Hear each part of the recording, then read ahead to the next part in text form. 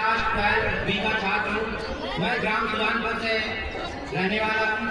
मैं आप लोगों के समक्ष अपना भाषण प्रस्तुत करना चाहूँगा जो इस प्रकार है।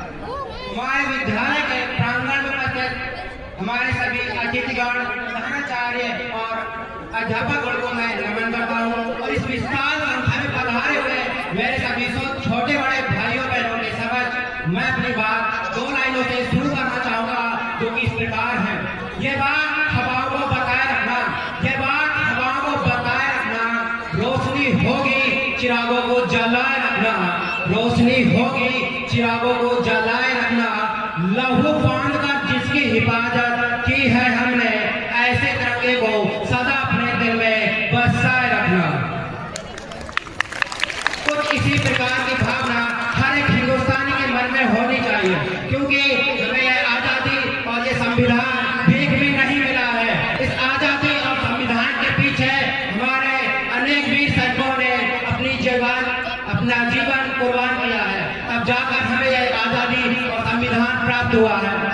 मैं आज उन वीर सैनिकों की स्ट्रगल लाइफ के बारे में बताना चाहूँगा। जब एक वीर सैनिक अपने घर से माता पिता को छोड़कर उस सरहद पर जाता है तो अपने मन में एक बात रखता है जो ए देश तुझको नमन है मेरा, ए देश तुझको नमन है मेरा, जियो तू जुबा पर नाम हो तेरा और मरू तो ये तिरंगा कफन हो मेरा, और मरू तो ये तिरंगा कफन हो मेरा। कुछ नशा तिरंगे की आन का है, कुछ नशा मातृभूमि की शान का है।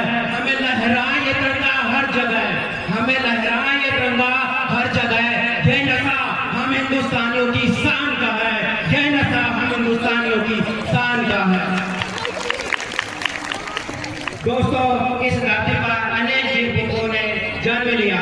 मैं एक बात के जरिए आपको बताना चाहूँगा कि एक ऐसा तापमान होता है जिस पर एक सामान्य आदमी घर से बाहर नहीं निकल पाता है, जिस पर सामान्य व्यक्ति अपने घर से बाहर नहीं निकल पाता है और 0 डिग्री सेल्सियस पर पानी जम जाता है, और 0 डिग्री सेल्सियस पर पानी जम जाता है, -18 डिग्री सेल्सियस तापमान पर। मेरे शब्दों पर थोड़ा ध्यान दीजिएगा।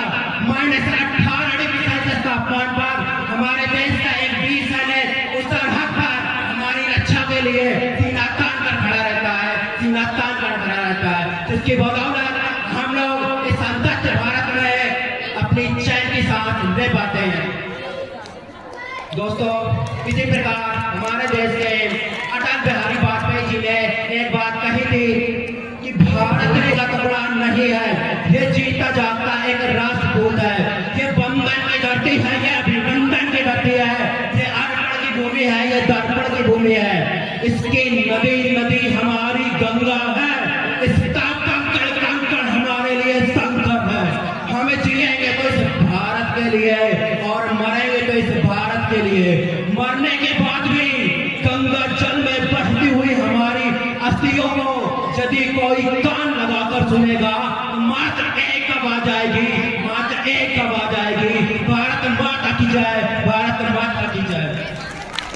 इसी प्रकार हमारे देश में अनेक वीर पुत्रों ने जन्म लिया, जैसे राजगुरु सुखदेव, चंद्रशेखर आजाद, भगत सिंह आदि जैसे वीर पुत्रों ने जन्म लिया।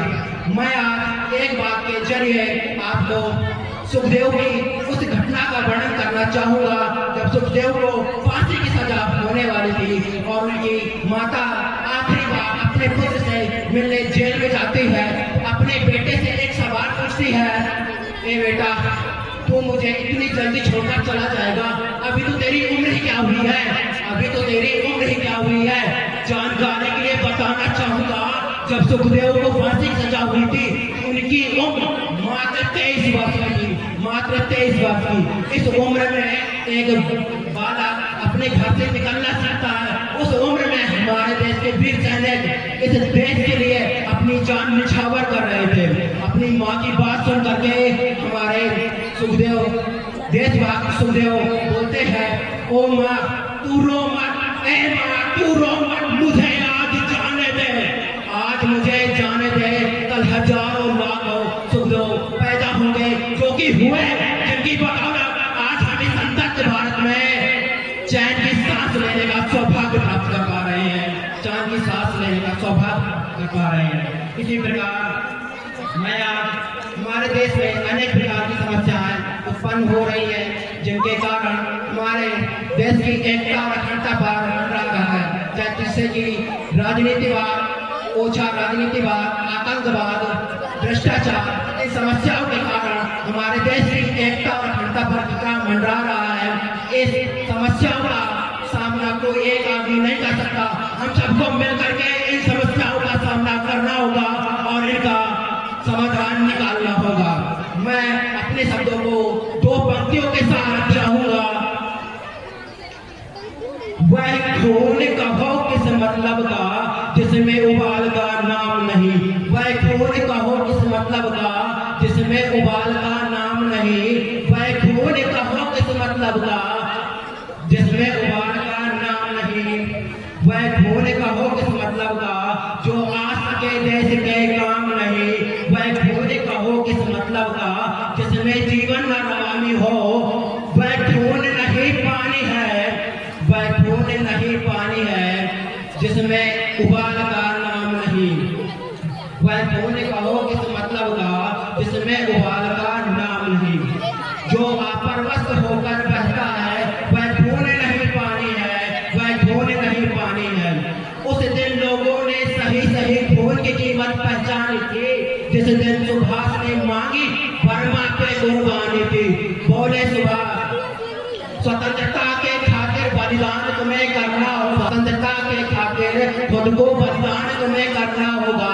आजादी के चरणों में जो जयमाला चढ़ाई जाएगी वो सुनो तुम्हारे सिर मुंडों फूलों से गूंथी जाएगी, वो सुनो तुम्हारे सिर मुंडों के फूलों से गूंथी जाएगी। आजादी का संग्राम कहीं पैसों पर खेला जाता है या शीश कटाने का सौदा नंगे सर झेला जाता है। आज बाहें ऊंची करके वे बोले, अजान बाहें ऊंची करके वे बोले, रक्त तुम मुझे देना, बदले में भारत की आजादी तुम मुझसे लेना, बदले में भारत की आजादी तुम मुझसे लेना।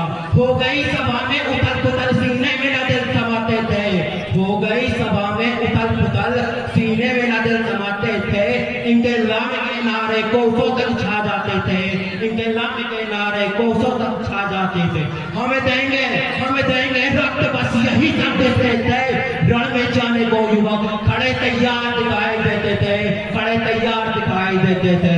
बोले सुभाष, वह आगे आए जिसके तक भारतीय खून बहता है, बोले सुभाष, वह आगे आए जिसके तन में भारतीय खून बहता है, वह आगे आए जो खुद को हिंदुस्तानी कहता है, वह आगे आए जो खुद को हिंदुस्तानी कहता है, वह आगे आए जो खूनी हस्ताक्षर करता है। मैं कसम चढ़ाता हूँ वह आगे आए जो इसे हंस कर लेता है, जो इसे हंस कर लेता है। सारी हुकार उठी, सारी जनता हुकार उठी, हम आते हैं, माता के चरणों में अपना रक्त चढ़ाते हैं, माता के चरणों में अपना रक्त चढ़ाते हैं। उस दिन देखा सहस्त्र भरे युवक बढ़ते ही जाते थे।